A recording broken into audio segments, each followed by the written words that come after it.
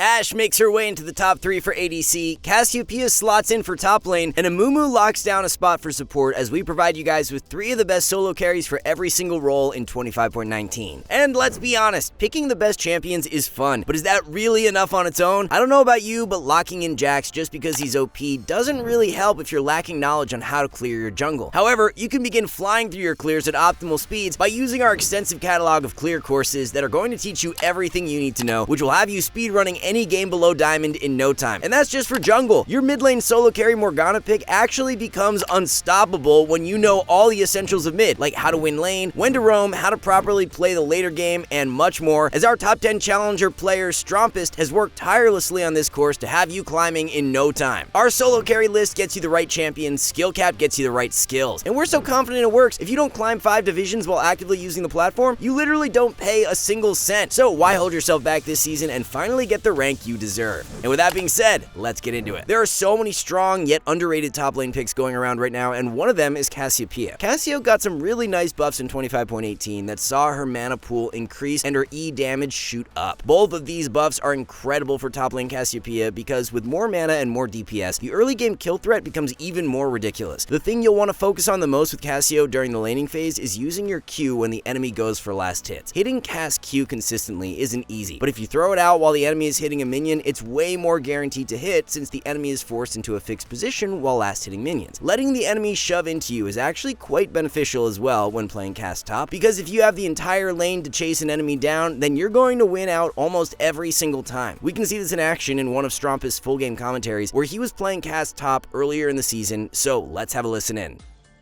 Kind of just can play the aggressively. I actually have a decent amount of mana already. I think this guy's actually griefing. He doesn't realize that my champion is just so broken that I can do this.